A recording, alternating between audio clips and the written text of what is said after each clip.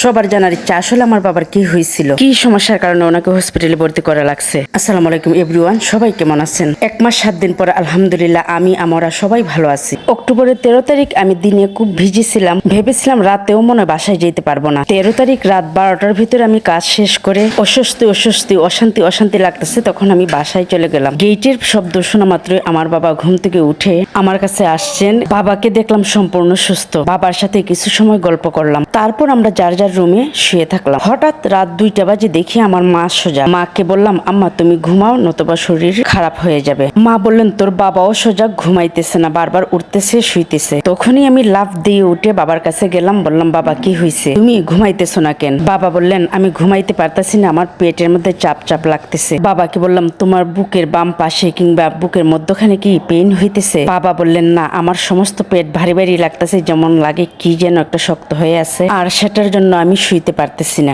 আমার 2 বোন বাসায় ছিল না, ওদের ছিল নাইট ডিউটি। আমি তাড়াতাড়ি ওদেরকে ফোন দিলাম। ওরা বলল, তাড়াতাড়ি তুমি হসপিটালে নিয়ে আসো। কিন্তু বাবা আমার কোনোভাবেই হসপিটালে যাইতে রাজি না। এই করতে করতে ফজরের আজান দিয়ে দিল। আজান দেওয়ার সাথে সাথে বাবা ওযু করে এসে নামাজ পড়ার জন্য দাঁড়াইলেন। বাবা সবসময় চেয়ারে বসে নামাজ পড়েন, কিন্তু ওই দিন বাবা দাঁড়াইয়েই নামাজ পড়বে। বাবাকে বারবার বলতেছি, বাবা তুমি বসে নামাজ পড়ো, তোমার শরীর খুব কাঁপতেছে। কিন্তু না, বাবা দাঁড়াইয়েই নামাজ পড়বেন। বাবা প্রচন্ড কাঁপতেছেন, তো আমি পিছনে দাঁড়াই রইলাম আর বাবা নামাজ পড়তেছেন। নামাজ শেষ করা মাত্রই আমি ধরে ধরে বেডের মধ্যে নিলাম। দেখলাম বাবার প্রচন্ড জ্বর। তারপর বাবা আবার উঠলেন, উঠে বাবার মেডিসিনের বক্সের কাছে বাবা যাইতে লইলেন। বাবাকে বললাম, বলো আমার কাছে কি লাগবে, আমি নিয়ে আসি। কিন্তু না, বাবা নিজে নিজে গিয়েই বাবার মেডিসিন কিচ্ছু না খেয়ে ফেললেন। আমার আম্মা নিজের ওষুধ ঠিক মতো খাইতে পারেন না, ভুলে যান। কিন্তু আমার বাবা কোনো সময় কোনো ওষুধ খাইতে ভুলেন নাই। উনি খুব স্বাস্থ্য সচেতন মানুষ। যখন দেখলাম উনি একবার সকালের ওষুধ খাওয়ার পর আবার খাইতেছেন, তখন আমরা তাড়াতাড়ি ওষুধ খাওয়া থামালাম। তারপর থেকেই বাবার সবকিছু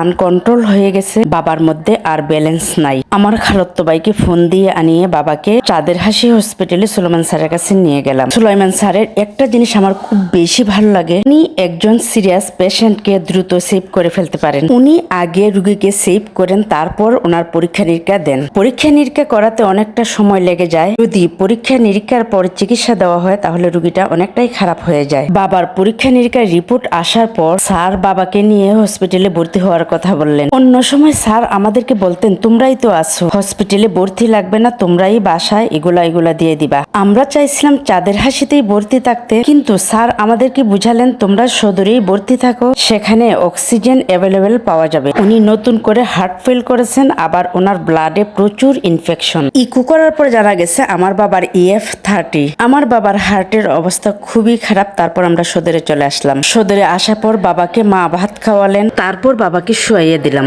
সুলাইমান স্যার আমাদেরকে ঢাকা সিলেট কোনো জায়গায় যাইতে বলেননি, কিন্তু আমাদের ইচ্ছা আমরা ঢাকা কিংবা সিলেট যে কোনো এক জায়গায় যাব। বাবা আমার কোনোভাবেই যাইতে রাজি হন না। ভাবলাম বাবাকে একটু সেটেল করি, তারপর বাবার কোনো কথাই শুনবো না, আমরা নিয়ে যাব। সুলাইমান স্যার যে মেডিসিনগুলো বাবার জন্য লিখছেন, আমরা একদিনের করে আনি। প্রতিদিনই রাত 11টার সময় পরের দিনের মেডিসিনগুলো আনি। চতুর্থ দিনের দিন রাত 11টার সময় আবার যাওয়া হলো ইনজেকশনের জন্য। ওনারা বলেন, আমাদের এখানে এই ইনজেকশনগুলো নাই, আপনারা অন্য ফার্মেসি থেকে নিয়ে নেন। আমরা ভেবেছি হয়তো ওনাদের এখানে নাই, সমস্যা নাই, মুদক নতুবা মদিনা থেকে নিয়ে আসবো। মুদক, মদিনা, এমনকি হবিগঞ্জের সারা ফার্মেসি তন্ন করে খুঁজালাম, কিন্তু এই ইনজেকশনগুলো তো পাওয়া যেতেছে না। এখন তো আমাদের মাথা নষ্ট। পরের দিন ভোর 6টায় একটা ডোজ পায়, এটা কিভাবে দেব? এখন তো ডোজ মিস হয়ে যাবে। আমরা চাঁদের হাসি ফার্মেসি থেকে ইনজেকশনগুলো আনতাম আগে, আবার ওনাদের কাছে গেলাম, গিয়ে অনেক অনুরোধ করে বললাম, আপনারা আমাদেরকে একটা ইনজেকশন শুধু দেন, ভোর 6টার ডোজটা মেনটেন করি। কিন্তু ওনারা বলেন, আমাদের কাছে নাই, এই ইনজেকশন অ্যাভেলেবেল পাওয়া যায় না, আমরা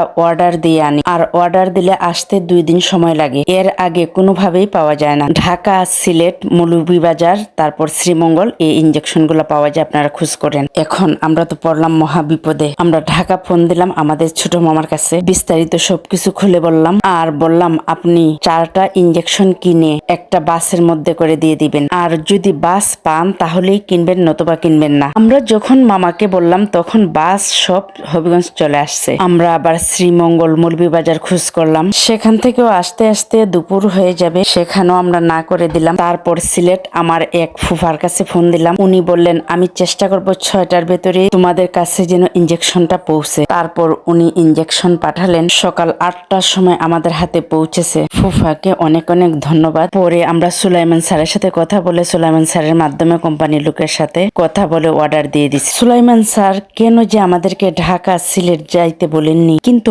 আমরা একটা ব্যাগ গুছাইয়ে রাখছি প্রথম থেকেই। আব্বাকে রাজি করাতে পারলেই আমরা চলে যাব ঢাকা কিংবা সিলেট। 19 তারিখ রাত্রে আব্বার অবস্থা এতটাই খারাপ যে এই বুঝে আমাদের বাবা আমাদের চোখের সামনে চলে যাইতেছে। গভীর রাতে আমার বোন একা একা ইমার্জেন্সিতে দৌড়তেছে। আম্মা আমি বাবাকে নিয়ে কি করব বুঝে উঠতে পারতেছি না। আমার বাবা একদম সেন্স সারা। আর খোদার কাছে বললাম, হে খোদা, এই যাত্রায় আমার বাবাকে আমাদের কাছে ফিরিয়ে দাও। আর থাকবো না, চলে যাব সিলেট। সিলেটের রাস্তাটা একটু কম, তাই সিদ্ধান্ত নিলাম সিলেট যাব। আল্লাহর দয়া হয়েছে, অলৌকিক ভাবে আমার বাবাকে আল্লাহ আমাদের কাছে ফিরিয়ে দিলেন। আমরা 20 তারিখ চলে আসলাম সিলেট মাউন্ট এডুরাতে। আমরা ভেবেছিলাম বাবার কিডনি আর হার্টের সমস্যা। মাউন্ট এডুরার ইমার্জেন্সি ডাক্তার বলেন, আপনার বাবার জন্ডিস কতদিন ধরে? আমরা বললাম, না আমার বাবার তো জন্ডিস না। ওনারা বললেন, হ্যাঁ আপনার বাবার জন্ডিস। তখন বাবার দিকে তাকায়ে দেখি, হ্যাঁ আমার বাবার তো আসলেই জন্ডিস। বাবা আমার একদম হলুদ হয়ে আছে, যা আগে আমরা দেখিনি। ভাবলাম সুলাইমান স্যার কেন যে জন্ডিসের পরীক্ষা করালেন না। তারপর মাউন্ট এডুরাতে পরীক্ষা নিরীক্ষার পর পরীক্ষা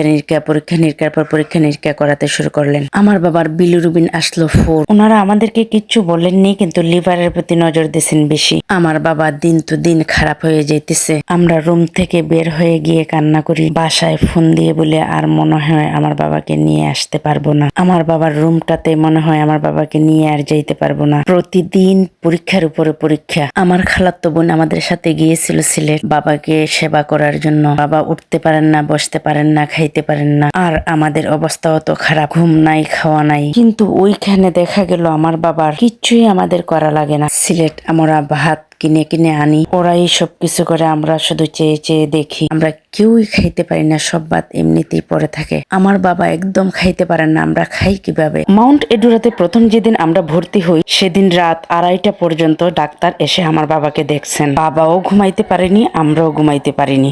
ভাবলাম প্রথম দিন তো সেজন্য এমন হয়েছে। দ্বিতীয় দিন আমরা 12টার পরে আমাদের কেবিনের দরজা লক করে ঘুমালাম তো না, সারা রাত বসে বসেই কাটাই। তার মধ্যে একটু ফ্লোরিং করে শুয়ে থাকলাম। এর মধ্যে দেখা যায় কিছুক্ষণ পর পর দরজা ধাক্কা। ডাক্তার আসেন আবার যান, আবার ডাক্তার আসেন আবার যান। কিছুক্ষণ পর পর ডাক্তার আসেন, এভাবে 4-5 জন ডাক্তার এসে আমার বাবাকে দেখে যান। ওনারা কলে আসেন। ওখানে নার্স আমাদেরকে বললেন, আপনারা দরজা লাগাবেন না, আপনারাও সজাগ থাকতে হবে, আবার রুগীও সজাগ থাকতে হবে, নতুবা ডাক্তার দেখবেন না। আমি বললাম, এটা কেমন চিকিৎসা? রুগীর সাথে সাথে তো রুগীর মানুষেরও রুগী হয়ে যাবে। আর রাতে কিছুক্ষণ পর পর ডাক্তার আসবেন কেন? রাত 3টা পর্যন্ত যদি রুগীকে দেখেন তাহলে রুগী ঘুমাবেন কিভাবে? আমার বাবা আস্তে আস্তে আরো দুর্বল হয়ে যাইতেছেন। এডমিশনের সময় বিলিরুবিন ছিল 4, তারপরে হলো 6, এখন হলো 12। আমরা সিদ্ধান্ত নিলাম আর না, আমরা চলে যাব ঢাকায়। ওনারা বললেন, ঢাকা যাইতে হলে আপনাদেরকে আইসিইউ গাড়ি নিতে হবে। আমরা বললাম, সমস্যা নাই, হ্যাঁ আমরা আইসিইউ গাড়ি নেব। আমার ছোট মামাকে ফোন দিলাম, মামা আমাদেরকে ঢাকা আসতে হবে। ছোট মামা বললেন, সমস্যা নাই, তোমরা আসো, আমি এদিকে সব ব্যবস্থা করতেছি। হবিগঞ্জ হসপিটালে থাকাকালীন আমার বড় খালা, মেজো খালা, খালাতো বোন, আমার মেজো বোন, ওরা সবসময় হসপিটালে খাবার নিয়ে আসছেন। 25 তারিখ রাত্রে আমরা বাবাকে নিয়ে ঢাকা রওনা হলাম। যেভাবে বিলিরুবিন বাড়া ধরছিল, আমার বাবাকে সিলেট রাখলে হয়তো